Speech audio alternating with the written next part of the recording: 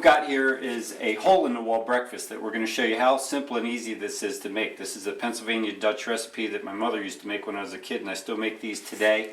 It's very simple. So what we've got here are 2 pieces of bread, because I'm going to make one for myself and one for my cameraman here. And I've got 2 eggs, got a plate, a knife. We've got some room temperature butter, which we keep in our cabinet, which you can do, by the way. We've got our pepper and our salt.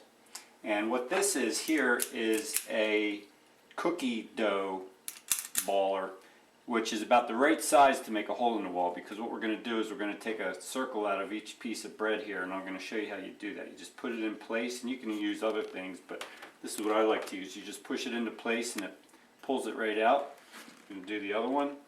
Push down on it, pull it out, voila.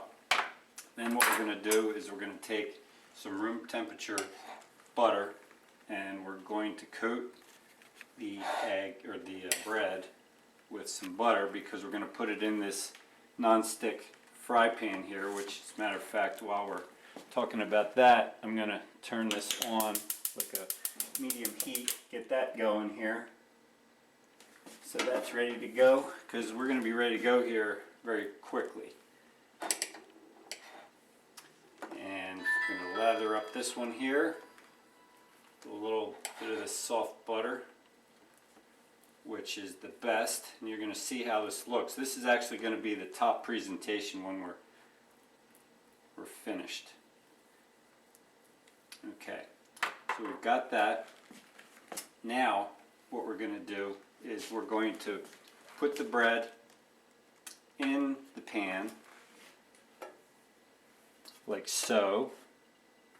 And then we're going to take these 2 Kreider eggs, and we're going to put 1 in each. Now typically with a hole in the wall,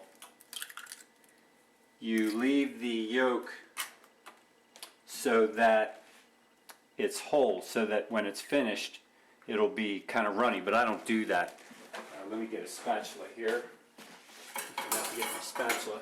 But what I like to do is I like to break it a little bit so that it cooks more thoroughly, and then I spread the egg out into the bread a little more, so more of it soaks into the bread. And we're going to let that cook a little bit.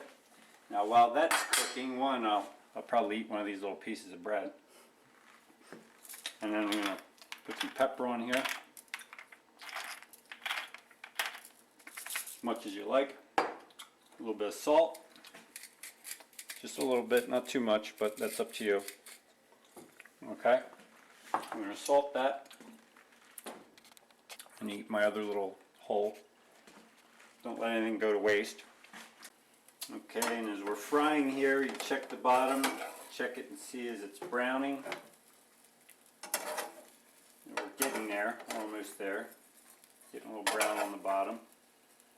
I'm going to be ready to turn this in a second. I'm ready to flip that. This will be the tricky part. Okay, now we're going to flip. Ah, that's pretty. And flip. Yeah, see, now that's your presentation right there. That's a beauty. So we're going to let that cook a little bit to finish cooking off the egg on the bottom. Not too much. I mean, it depends on how soft or hard you want it, but I like mine about medium. But you can see the egg is nicely cooked there, the white, and the yolk is in there on the bottom. So we're going to give that about another 15 seconds on the bottom, because that stuff that was on the bottom is going to cook pretty quick. And then we're just going to put it on the plate. In fact, I can turn the heat off at this point and put that on the plate. So, and voila, 2 hole-in-the-walls.